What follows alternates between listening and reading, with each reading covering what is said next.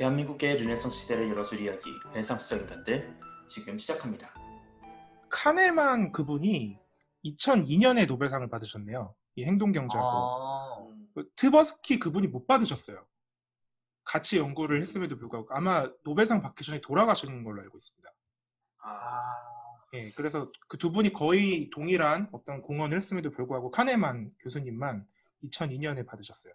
근데 그 이후로는 거의 이제 뭐 행동경제학이 경제학에서도 주류다. 이제 여기에 이제 누구도 이견을 제시하지 못하는 것 같아요. 이게 국가 여담이지만 역시 노벨상을 받으려면은 논문 잘 쓰는 것도 중요한데 일단 건강해야 됩니다. 장수해야 오래 살아야 돼. 오래 살아야 늙은 사람한테만 주기 때문에 누가 노벨상 받는 법에 관한 책을 쓰면은 첫 번째로는 이제 1장에는 어떻게 하면은 논문을 잘 쓰는가를 적고 두 번째 장에는 건강 관리하는 법 이렇게 쓰면은 될 것 같네요. 네, 재밌는 이야기네요. 이제 이게 처음에 이 행동 경제학이 처음에 경제학으로 들어왔을 때 그 주류 교수들의 반발이 굉장히 심했어요. 예전에 그 부시 대통령이었나요? 약간 뭐 악의 축이라는 발언을 했잖아요. 네, 예. 심지어 경제학 9.11 사태. 교수들도 네. 그 봤습니다. 경제학 교수들이 행동 경제학을 처음에 이제 가지고 오는 사람들을 보면서 악의 축이다라고 이제 얘기를 했다고 하더라고요. 이거 이제 예전에 그 미국 교수님한테 직접 들었던 얘기인데 본인은 그렇게 생각하지 않았다 이렇게 말씀하시더라고요. 나는 주류가 될 줄 알았다. 그렇게 느낄 수밖에 없는 게 이건 경제학자로서 그럴 수밖에 없었다라 생각하는 게 이 기본 경제학의 아담 스미스부터 내려오던 단 한 가지의 진리를 깨버리는 거잖아요. 인간은 합리적이고 이기적이고 이성적인 선택을 할 수 있다. 이걸 부정해버린 거잖아요. 행동 경제학은. 그러니까 그렇죠. 이 단어로 몰릴 수밖에 없었던 것 같아요. 왜냐면 자기들이 연구해놓은 걸 그냥 다 짓밟아버리는 얘기다 보니까. 제가 이제 그분들 그 하신 연구 중에 대표적인 거 하나를 좀 소개를 시켜드리고 싶어요. 그러니까 제목이 The Framing of Decisions and the Psychology of Choice. 발음이 한국적이죠? 어떤 선택에 있어서 프레이밍이 얼만큼 작용하는가를 연구한 논문이에요. 그러니까 여러분도 한번 이제 풀어보세요. 이게 가장 간단한 그 대표적이면서도 간단한 실험이었는데 두 가지 실험을 합니다. 첫 번째 실험에서 사람들한테 대안 A랑 대안 B 중에서 하나를 고르게 해요. 대안 A를 선택을 하면은 200명의 사람들을 확실하게 구할 수 있습니다. 근데 네. 대안 B를 선택하면은 600명을 구할 확률이 3분의 1이고요. 아무도 구하지 못할 확률이 3분의 2예요. 이제 여기서 A랑 B를 둘 중에 하나를 선택을 하셔야 됩니다. 솔직히 말하면 저는 이거를 알고 있기 때문에 나는 네네. 경제학자라서 이걸 아셔야죠. 저도 어떻게 대답해야 될지 모르겠어요. 예. 종경님도 아시나요? 네, 안 알고 있어요. 그러면 이건 이제 시청자분들한테 시청자분들이 풀어주시면 댓글로 달아주시면은 댓글로 달아주세요. 두 번째 실험은 뭐냐면 사람들한테 이제 대안 C랑 대안 D 중에서 하나를 고르게 해요. 대안 C를 선택하면 확실하게 400명의 사람들이 죽고 대안 D를 선택하면 아무도 죽지 않을 확률이 3분의 1인데 600명이 죽을 확률이 3분의 2예요. 한번 생각을 해보십시오. 이게 과연 대안 A와 B 중에서 나는 어떤 걸 선택할 것인가, 또 대안 C와 D 중에서는 어떤 걸 선택할 것인가. 근데 여기서 핵심은 대안 A와 B, 대안 C와 D가 사실 말만 바꾼 똑같은 거였다는 거죠. 그러니까 대안 A와 C, 대안 A와 그렇죠. C가 A와 동일하고, C 그리고 B와 D. 예. A와 C가 동일하고 대안 B와 D는 사실 동일한 거예요. 근데 그쵸. 그러니까 기본 경제학 가정을 따르면 A를 선택한 사람은 C를 선택해야 돼요. C를 선택해야 되네. 그렇죠. 그래서 B를 선택한 사람은 D를 선택해야 됩니다. 근데 이게 실험을 했는데 응답자들이 결론이 어떻게 나왔냐면 첫 번째 실험 응답자들이 72%가 대안 A를 선택하고 두 번째 실험 응답자들은 78%가 대안 D를 선택을 했어요. 그러니까 이게 이제 프레이밍 이펙트라고 하는데 같은 답을 주고도 어떤 사람들이 감성을 올릴 수 있는 답으로 바꾸면 약간 이성적인 답변과는 달라질 수 있다는 거거든요. 그렇죠.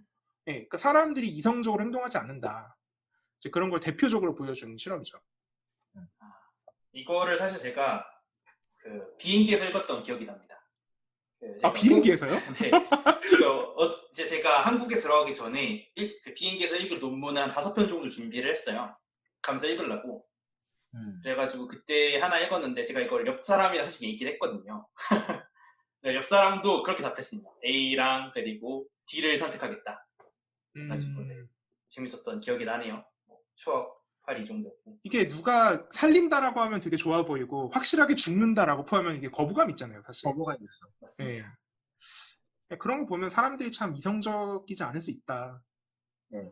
그리고 이거 주식 투자 관련 연구에서는 예를 들어서 원금이 100만 원 있고 120만 원이 되는 선택과 80만 원이 되는 선택이 있을 때, 뭐 예를 들어서 이게 반반이다 그러면 그 80만 원이 되는 경우가 훨씬 인간에게 많은 감정적인 악영향을 주기 때문에 그 인간의 제대로 된 의사결정을 하지 못하게 하는 부정적인 요소가 된다라는 이론도 많이 있어요. 즉 내가 맞습니다. 갖고 있는 거를 잃는 게 훨씬 더 그 사람에게는 훨씬 충격적으로 심리적으로 다가오는 거고, 예를 들어서 100만 원을 가지고 심지어 160만 원이 되는 정도의 이득을 봤을 때의 심리적인 느끼는 강도가 100만 원에서 80만 원을 느끼는, 이게 음의 방향, 양의 방향 차이일 뿐이지 강도만 놓고 보면은 100에서 80 되는 거랑 100에서 160 되는 거랑 거의 똑같다.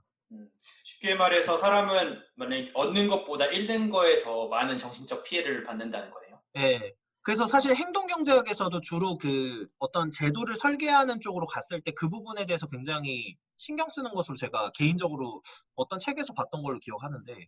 맞습니다, 맞습니다. 그게 아마 전망 이론일 거예요, 예, 행동경제학. 맞습니다. 예, 맞습니다. 예. 맞습니다. 그러니까 손실에 대한 강도가 훨씬 크게 다가온다는 거죠. 그렇죠? 그 맞는 것 같아요. 근데 생각해보면 저도 또 생각난 게 우리 그 뭐냐 줬다 뺏으면은 괜히 짜증나잖아요. 그리고 맞습니다. 변한 건 없는데 그렇죠. 이게 이 설명이 되네요. 왜 줬다 뺏으면은 그냥 기분이 나쁜지. 실제로 그래서 준거 효과라는 것도 있거든요. 레퍼런스 이펙트라고 해가지고 처음에 어떤 레퍼런스를 먼저 보여주잖아요. 그럼 거기를 기준으로 생각을 하기 시작합니다. 앵커링 효과라고도 하죠. 그쵸, 그쵸. 음. 처음에 어떤 뭐 신발을 보여주면서 가격을 10만 원 딱 이렇게 보여준 거예요. 그러면 그 10만 원을 머릿속에 각인을 시켜가지고 난 다른 신발을 봤는데 10만 원보다 비싸면 비싸 보이고 10만 원보다 싸면 싸 보이는 거예요. 맞습니다. 네. 요거를 잘 활용한 이제 단체를 봤는데 기부를 받는 모임이었어요. 그런데 그 기부를 받을 때 처음부터 그냥 말도 안 되는 금액을 부르는 거예요. 100달러 기부해 줄 수 있으세요? 그러면은 아무도 기부 안 하는 거예요. 그러면은 한 1달러라도 좀 기부해 주시죠 라고 하면은 사람들이 기부를 많이 합니다. 그런데 처음부터 그냥 기부해 주세요라고 말하면은 사람들이 1달러도 기부를 잘 안 하거든요. 그래서 어떤 그런 기준점을 좀 제시해주고 좀 낮게 가면은 이게 사실 협상할 때 많이들 쓰지 않나요? 내고가 제가 가능한 실무에서 많이 써먹고 있습니다, 사실. 예. 아, 어떤 거였냐면, 예를 들면 10억을 줘야 되는 상황이었다고 칠게요, 그냥. 그러면 하나는 5억 플러스 아파트를 제시하고 7억을 제시해요. 이게 두 가지 안을 제시하는 거죠. 근데 아파트 가격이 2억이에요. 근데 그러면 원래는 똑같잖아요. 똑같은데 그 문제는 나는 원래 줘야 될 돈이 10억인데 7억으로 고정을 하는 거죠. 두 가지 중에 선택하면 어차피 나는 7억을 줘야 되는 거죠. 그러니까 3억을 절약하는 거가 됩니다. 그러니까 원래 우리가 고민해야 될 건 10억을 주냐 마냐인데 그걸 완전 그렇죠. 프레임을 바꿔버리는 거네요. 그렇죠. 되게 그래서 유용한 방법이군요. 네, 두 가지 선택을 제시를 하는데 두 가지 선택 모두 이제 조금 흔들어 놓고, 그러니까 심리나 감정적으로 흔들어 놓고 둘 다 7억인 거예요. 그러면 그 중에서 막 고민하는 거예요. 그러면 7억을 선택하잖아요. 저희는 결과적으로 3억을 버는 거죠. 실제로 약간 그 주제로 돌아와서 스노우볼 얘기를 하자면 처음에 이제 스노우볼을 은행에서 팔 때 뭐 영업사원이 가가지고 거기도 이제 설명을 할 거 아니에요? 뭐 중소기업 같은 데 가서. 그렇죠. 이제 뭐 포트폴리오를 가지고 가가지고 이게 이 상품이 왜 좋다 설명을 하는데 거기서 얻을 수 있는 이익 위주로 설명을 한 거죠. 그렇죠. 손실 부분을 싹 빼놓고. 왜냐하면 손실 부분은 우리가 계산을 해봐야 되니까. 사실 일반 사람들이 어떤 그런 복잡한 계약서에 적힌 수식을 보면 한 번에 이해하기가 어렵잖아요, 사실. 근데 이제 수익 위주로만 보여주고 이게 이 상품이 되게 좋다라고 설명을 하니까 사람들이 이제 모르고 사버린 거예요, 그거를. 맞습니다. 이제 나중에 소송이 들어갑니다. 왜냐하면 중소기업들이 그걸 돈을 내버리면 다 도산해버리니까 실제로 도산한 기업도 있는 걸로 알고 있어요, 제가. 기업들이 이제 법원이랑 소송을 하는데 그 쟁점이 그 세 가지가 있더라고요. 첫 번째는 적합성. 이건 뭐 박종경님께서 잘 아실 것 같은데 네. 적합성의 원칙. 그다음에 두 번째는 설명의 의무. 그리고 세 번째는 어떤 은행법 시행령이 있다. 뭐 이런 식으로 이제 얘기를 하시더라고요. 어떤 증권법 전문가 교수님께서. 좀 설명을 좀 해주지. 적합성의 원칙이 뭐고 설명의 의무가 뭡니까? 제가 이제 네, 그 네. 법을 잘 모르니까.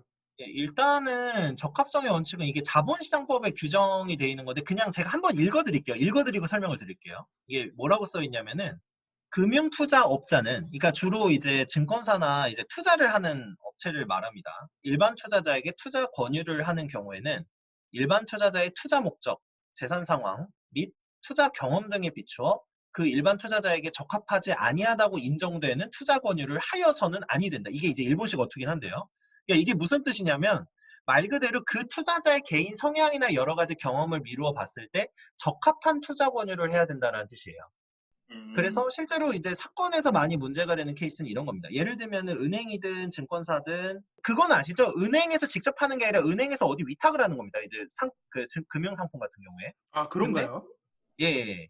그리고 금융투자업자 뭐 예를 들면 증권사 찾아갔으면 거기서 펀드 사고 뭐 이러면 그냥 펀드를 사는 거겠죠. 보통 이거는 아마 펀드 투자해 보신 분들이나 이런 거 해보신 분들은 아실 텐데 보통 이렇게 뭘 쓰라고요. 뭐 쓰고 뭐 이거 동의 뭐 이런 거 설명 들었습니까? 동의하고 당신의 뭐 성향은 어떻고 투자 성향은 어떻고 어떤 스타일이고 뭐 이런 거 막 이렇게 체크하는 게 있거든요.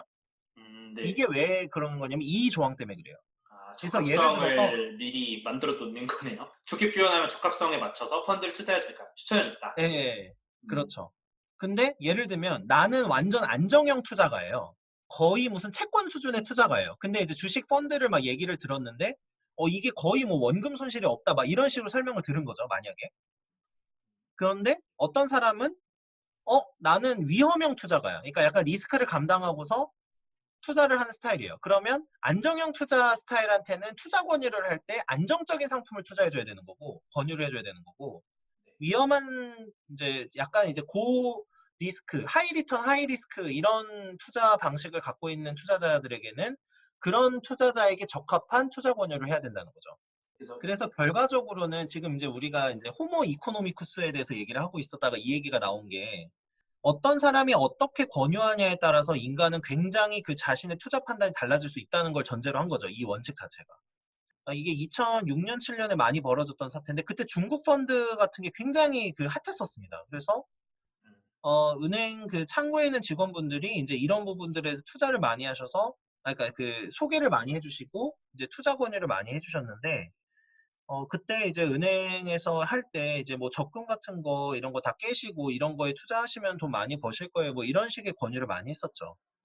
근데 실제로 그때 이제 2006년, 7년 계속 오르다가 이제 펀드가 이제 그 이후에는 내리막을 걷게 됐었는데 그러다 보니까 이제 엄청난 손해를 보신 분들이 많이 생기셨던 거죠. 그래서 이때 그 소송도 굉장히 많이 있었고 여러 가지 문제가 많이 있었는데 결과적으로 보면은 아까 개인적으로 인간이 합리적인 판단을 할 수 있는가? 이거는 결국에는 내가 이런 리스크를 감당할 수 있는가에 대한 판단도 들어가 있거든요. 근데 어떤 사람이 투자 권유를 했는데 그 투자 권유에 대해서 혼자서 스스로 합리적으로 판단할 수 있는 사람이면 상관이 없지만 내가 이 분야에 대해서 전혀 모르고 위험성에 대해서 전혀 인지하지 못한 상황에서 그런 권유를 듣게 되면은 사람들은 그냥 가입을 하게 되는 거죠.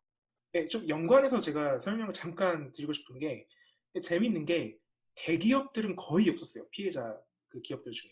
그렇죠. 거의 다 중소기업들만. 그러니까 왜냐하면 이게 대기업들은 이미 그 상품이 어떤 상품인지를 꿰뚫어 보고 있었던 거예요. 왜냐하면 전문가들이 그걸 판단을 하니까. 그렇죠. 근데 보통 이제 중소기업은 그런 전문가들이 없는 경우들이 많거든요, 사실. 어떤 회장의 어떤 그런 개인적인 판단에 의해서 좀 가거나 이런 경우도 좀 상당히 많기 때문에. 그러면은 맞습니다. 얀시팬님이 보시기에는 저는 처음에 들었을 때 대기업이 왜 이게 피해를 안 당했나를 봤을 때 그 펀드를 환해지 상품을 판 사람들이 대기업에 컨택할 능력이 없었나 보다 했는데 말씀해 주신 거는 어느 정도 거래 능력이 있어서 그걸 꿰뚫어볼 합리적인 이제 안목이 있어서 그랬다라고 말씀해 주시는 거네요. 그렇죠, 그렇죠. 대기업에서는 아예 그런 상품들만 취급하는 부서가 따로 있습니다. 그러니까 그것만 그 대기업 일을 하는 거예요, 그 사람들은. 계속 연구하면서 맞습니다. 이거를. 중소기업은 그런 부서가 따로 없는 경우들이 많아요. 그래서 이게 주로 어떤 부서에서 관리하면 법무팀하고 그 이제 투자팀, 그러니까 재무팀이나 기획팀 쪽에 같이 있는 경우도 있고 여러 가지 있는데 이쪽에서 많이 하죠. 이게 사실은 제가 변호사긴 하지만 변호사는 역할이 결국에는 리스크를 줄여주는 역할이에요. 예를 들어서 어떤 판단을 하고서 어떤 이제 기업에서 의사결정을 할 때 그 의사결정이 합리적이고 타당한가 보다는 이 의사결정을 했을 때 어떠한 불이익이 있을 수 있는가에 대해서 보통 알려주는 게 변호사의 역할이라고 생각을 합니다. 제 개인적으로. 그래서 주로 뭐 형사 관련이어도 예를 들면 어떤 분이 와가지고 이런 게 만약에 범죄가 될 수 있나요? 이렇게 물어보시는 거잖아요, 주로. 네네. 그거 자체가 내가 이 행위를 했을 때 이게 범죄가 될 수 있는가 자체가 리스크가 있느냐를 물어보는 거거든요. 재밌는 변호사는 관점이네요. 예, 맞습니다. 변호사는 그 사람에게 의사결정을 어떻게 하면 현명한 의사결정을 할 수 있는가에 대한 기초 요소 중에 리스크 부분을 알려주는 겁니다. 바로 얀시피님이 말씀하셨지만 주로 대기업들이나 이런 경우에는 자체 법무팀이 있고 또 주로 이런 거를 다 또 법무법인들에게 이제 문의를 합니다. 그래서 이런 부분이 문제가 될 수 있는가에 대해서 사전 검토를 하고서 진행을 하는 경우가 많아서 아마도 조금 그런 피해자로서 좀 피해가 덜 했을 가능성이 높다라고 생각이 들어요, 저도. 그리고 실제로 그런 상품들을 기획하고 만들던 사람들이 보통 대기업에 또 가기도 할 겁니다. 맞습니다. 모를 수가 맞습니다. 없죠. 네. 왜냐하면 금융상품을 만들 때 요즘에 이제 수학 전공자나 이쪽이 굉장히 많이 가고 그 수학 전공하신 분들이나 또 동시에 이제 뭐 회계하시는 분들, 그 다음에 변호사 이렇게 해서 많이 팀이 짜여져 있습니다, 사실. 그래서 그런 부분이 조금 문제가 있죠. 그러니까 결국에는 가지고 있는 판단을 할 수 있는 지식의 격차 자체가 결국에 합리성 여부를 결정할 가능성이 높다라고 생각을 듭니다. 여기까지 잠깐 얘기를 듣고 제가 생각할 수 있는 게 결국 이제 주제가 이거였잖아요. 인간은 정말 합리적인가? 라는 주제로 얘기를 시작했는데 모든 얘기 하나하나가 인간은 합리적이지 않다라고 말하는 것 같아요. 그렇습니다, 사실. 네. 그 중간 결론을 살짝 내보면은 인간은 합리적이지 못하다. 만약에 정말 합리적이면 변호사가 왜 있겠습니까? 어차피 다 리스크 알아서 판단할 텐데. 맞습니다, 사실은. 그럼 여기서 2부를 마무리하고 나머지 얘기는 3부에서 마무리하도록 하겠습니다. 지금까지 대한민국의 르네상스 시대를 열어줄 이야기 르네상스적 인간들이었습니다. 감사합니다.